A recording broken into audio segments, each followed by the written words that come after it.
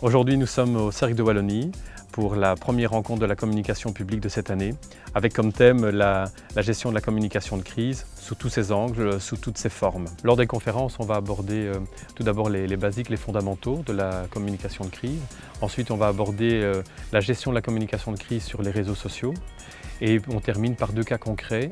Tout d'abord la Croix-Rouge de Belgique et on termine par le Centre fédéral de crise qui va nous parler des dernières expériences. Les réseaux sociaux sont justement, ils ont une influence quand même vraiment importante dans le sens où ils sont maintenant ils font partie de plus de 75% de la population qui sont présents sur ces réseaux sociaux justement. Et donc cette population devient vraiment un des premiers vecteurs d'information et sert de caisse de résonance justement et risque en tout cas d'amplifier la crise ou alors parfois de la nourrir ou parfois justement de la diminuer aussi. Le premier conseil c'est d'être présent. Si vous n'êtes pas présent, de toute façon les gens y sont déjà et le font à votre place. Donc ça me paraît un premier conseil majeur, c'est de se préparer à ça, donc de savoir ce qu'on va dire, sur quel canal, sur quel réseau. Et de jouer le jeu aussi d'un réseau social. Un réseau social, par principe, c'est une interaction entre des gens, entre une entreprise, une institution et des gens. Et donc justement d'utiliser le réseau social pour son aspect relationnel et pas uniquement pour son côté vertical de la transmission d'informations.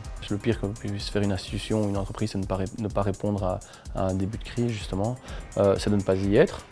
S'ils ne sont pas présents, les gens ils sont de toute façon, ils vont utiliser l'espace à votre place et répondre trop vite. La bonne gestion de crise, c'est avant tout la capacité de pouvoir répondre rapidement aux questions. Et donc effectivement, le temps est le critère le plus important. La capacité de pouvoir répondre en une demi-heure, en 2 heures, en 3 heures. Généralement, on se dit qu'on n'a que 4 heures pour répondre, donc au plus tôt au mieux. Une crise est par définition émotionnelle. Et donc effectivement, quel que soit le type de crise, que ce soit un accident ou un conflit social, on est dans l'émotionnel et c'est en fait d'avoir un discours qui glisse de l'émotionnel vers le rationnel. Et donc le rationnel, on l'obtient par cette préparation, par la collecte d'informations, par une information qui est factuelle, donner le plus d'informations qu'on peut regrouper, qu'on peut comprendre et surtout aussi se mettre à la place des différents interlocuteurs, d'avoir de l'empathie, donc d'avoir de l'empathie soit pour des victimes, de l'empathie soit pour le citoyen, et donc d'avoir une information en fait qui soit extrêmement cohérente.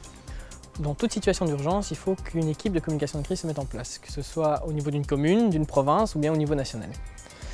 Un communicateur de crise doit aussi vite que possible pouvoir alerter et informer la population de ce qui se passe, de l'évolution de la situation, des recommandations urgentes par exemple qu'on doit donner à la population en cas d'accident nucléaire ou d'inondation ou autre.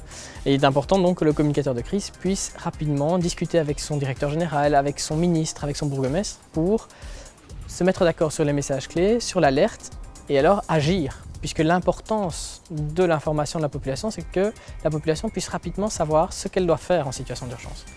Notre mission est vraiment d'alerter et d'informer la population, de savoir ce qu'elle doit faire, agir correctement. Et c'est un travail qui demande énormément de préparation. Les communicateurs de crise, ce n'est pas un communicateur qui va au moment même agir, il doit préparer un plan de communication de crise, préparer une équipe, préparer des procédures pour pouvoir être efficace le jour venu. En fait, il y a un seul bon élément. C'est d'être prêt à l'avance, d'anticiper un maximum, de réfléchir toute l'année quand il n'y a pas de crise. Comment je vais faire pour bien préparer ma crise, pour que tout soit prêt, pour que le moment venu, je ne doive réfléchir presque à rien, entre guillemets bien sûr, parce qu'il y a toujours une part d'imprévu, et d'enrichir ce processus d'année en année pour qu'au final, on puisse gérer ça de plus en plus vite. C'est aussi très important de dire à tout le monde qu'est-ce qu'il faut dire, quels sont les messages à faire passer, et comment les gens peuvent nous aider effectivement. Les prochaines rencontres de la com se dérouleront le 8 juin, ici au Cercle de Wallonie de Namur, et le thème principal c'est Institutions, mode d'emploi.